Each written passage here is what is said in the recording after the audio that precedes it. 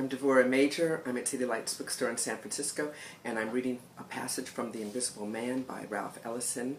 This book was challenged because of its violence and also because of some of its sexual allusions. It was written in 1947. In 2012, when I'm taping this, there are currently 36, in every 36 hours there is one man, woman, or child who is shot dead by the police or a security officer or a neighborhood watch vigilante. Here are the facts. He was standing and he fell and he kneeled and he bled and he died. He died in a heap like any man, and his blood spilled out like any blood, red as any blood, wet as any blood, and reflecting the sky and the buildings and birds and trees, or your face if you looked into its dulling mirror. And it dried in the sun as blood dries, that's all. They spilled his blood and he bled. They cut him down and he died. The blood flowed on the walk in a pool, gleamed a while, and after a while became dull, then dusty, then dried. That's the story, and that's how it ended. It's an old story, and there's been too much blood to excite you. Besides, it's only important when it fills the veins of a living man. Aren't you tired of such stories? Aren't you sick of the blood? Then why listen? Why don't you go? It's hot out here. There's the odor of embalming fluid. The beer is cold in the taverns, and saxophones will be mellow at the Savoy. Plenty of good laughing lies will be told in the barber shops and beauty parlors, and there'll be sermons in 200 churches in the cool of the evening, and plenty of laughs at the movies. Go listen to Amos and Andy and forget it. Here you have only the same old story. There's not even a young wife up here in red to mourn him.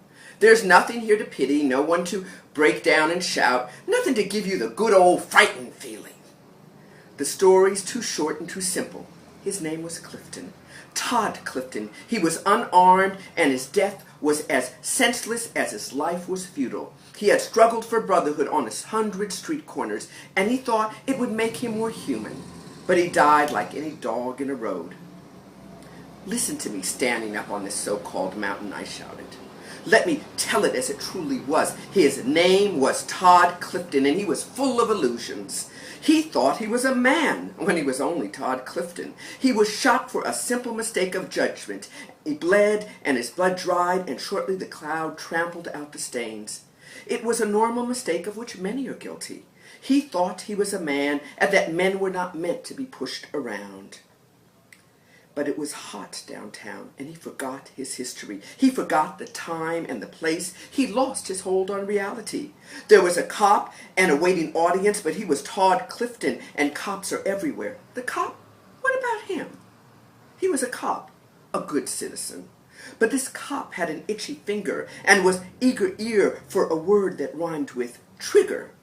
And when Clifton fell, he had found it. The police special spoke its lines, and the rhyme was completed. Just look around you. Look at what he made. Look inside you and feel his awful power.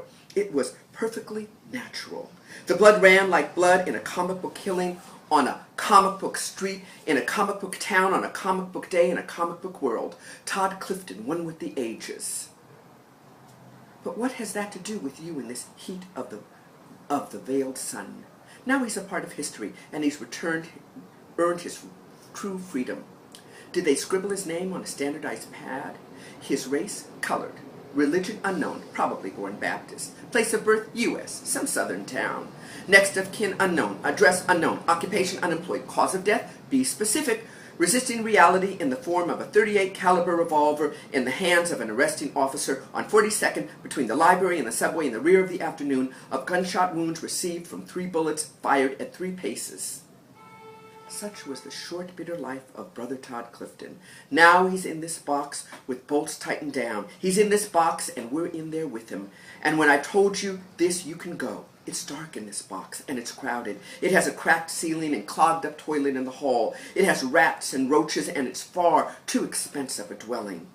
The air is bad, and it'll be cold this winter. Todd Clifton is crowded, and he needs the room. Tell him to get out of the box. That's what he would say if you could hear him. Tell him to get out of the box and go teach the cops to forget that rhyme. Tell them to teach them that when they call you nigger, to make it rhyme with trigger, it makes the gun